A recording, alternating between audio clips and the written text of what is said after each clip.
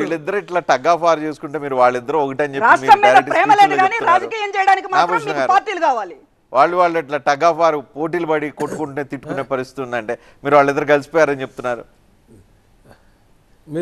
మీరు మంచి అవకాశం కల్పించారు వాళ్ళకి ప్రజల ముందు బ్రహ్మాండంగా చెప్పడానికి, అంతకంటే ఏం లేదు అక్కడ చెప్పాలంటే.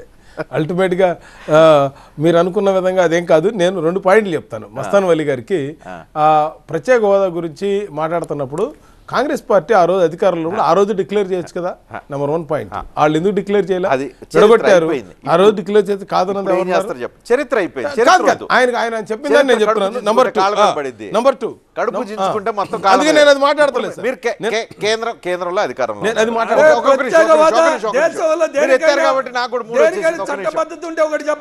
ఇప్పుడు మీరు కేంద్రంలో అధికారంలో ఉన్నారు. దేశంలో ఒక్క రాష్ట్రానికి చట్టబద్ధత ఉన్నటువంటి ప్రత్యేక హోదా ఒకటి చెప్పండి. మీరు కేంద్రంలో ఈ రాష్ట్రంలో అధికారం రావాలని రాష్ట్రంలో మీరు 2 చోట్ల మీరు డబుల్ ఇంజిన్ అవుతారు. ఒకవేళ వస్తే ఇస్తే డబుల్ ఇంజిన్ అవుతారు. వస్తే ఇది చేస్తామని చెప్పి అష్యూరెన్స్ ఇవ్వండి ఆంధ్రప్రదేశ్ ప్రజలకి.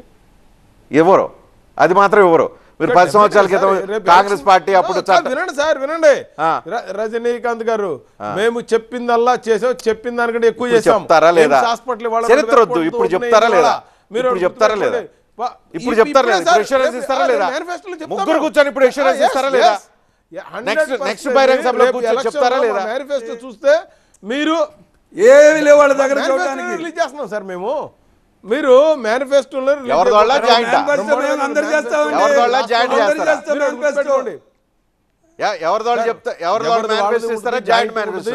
కాదు సార్, అది కాదు సార్, ఎవరిది వాళ్ళ ఎజెండా ఉంటుంది, దాంతోపాటు ముగ్గురు కలిపి ఉంటుంది. ఒక దాంట్లో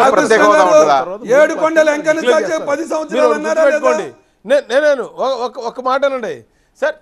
సార్ నేను అదే చెప్తున్నాను. మీరు ఇందాక మీరు మమ్మల్ని విమర్శించే ముందు మీరు ఎందుకు చేయలేదని అడుగుతున్నా. మేము ఆ రోజు చేయలేదు కాబట్టి వాళ్ళు 100 కంటే తక్కువ వాళ్ళకంటే తక్కువ ప్యాకేజ్ ఇచ్చి వాళ్ళ ఈ రాష్ట్రాన్ని ఆదుకున్నాం. 17,000 కోట్ల రూపాయలు ఎవ్రీ ఇయర్ డబ్బులు ఇచ్చాం మేము. అది మీరు గుర్తుపెట్టుకోవాలి. అది మీరు కౌన్సిల్ లో పెట్టండి. 17,000 కోట్ల రూపాయలు డబ్బులు ఇచ్చాం. Number 1 point. నెంబర్ 2, ఇవాళ 11 యూనివర్సిటీలు మేము ఇచ్చాం.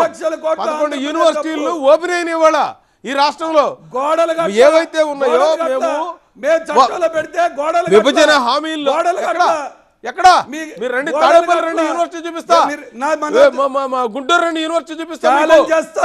11 యూనివర్సిటీ వాళ్ళు ఓపెన్ అయింది సార్. 11 యూనివర్సిటీలు ఓపెన్ అయి ఉన్నాయి. మీకు తెలియదు ఇంకా. అయితే మీరు అది ఏమండి మీరు అడుగుతా, మీరు ఇంకా అప్డేట్ అవ్వలేదు. మీరు ఇంకా భ్రమలో ఉన్నారు. నరేంద్ర మోడీ లాగా భ్రమల్లో ఉన్నారు. ఎక్కడ మంచినీళ్ళు పూర్తవలా? మేము ఎక్కడ మీరు పూర్తవుందో పలాందని చెప్పండి, నేను చెప్తా.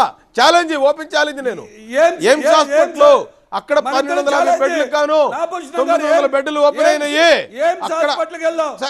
మీకు 2 కిలోమీటర్ల దూరంలో ఉంటారు. 2 కిలోమీటర్ల దూరంలో ఉన్నారు. ఇంతవరకు నీళ్లు ఇవ్వాల. ఎయిమ్స్ హాస్పిటల్ మీరు చెప్తారండి. 2 ఎయిమ్స్ హాస్పిటల్ చట్టంలో పెట్టాం మేము. నీళ్లు లేక హాస్పిటల్ ఆగలా. ఈ రోజున ఇవ్వాల్సింది జగన్మోహన్ రెడ్డి 10 కోట్ల రూపాయలు ఖర్చు పెట్టకుండా రాష్ట్ర ప్రభుత్వం రెస్పాన్సిబిలిటీ. 3 ఎకరాలు ల్యాండ్ ఇవ్వాలి, వాటర్ పైప్ లైన్ ఇవ్వాలి, స్థలం ఇవ్వాలి. అది వాళ్ళు ఇవ్వకపోయినా మేము ట్యాంకర్లతో నీళ్లు తోలి ఈ రోజున 15 లక్షల మంది ఓపీ అయిపోయినటువంటి గ్రేట్ రికార్డు ఆంధ్రప్రదేశ్ ఎయిమ్స్. భారతదేశంలో 154 ఎకరాల్లో నెంబర్ 1 హాస్పిటల్. 10 రూపాయలు ఫీజుతో ఉన్నటువంటి హాస్పిటల్ ఎయిమ్స్. 40 రూపాయలు ఏ టెస్ట్ కైనా. ఇవాళ ఎవరు పెట్టారు చట్టంలో? ఎవరు పెట్టారు?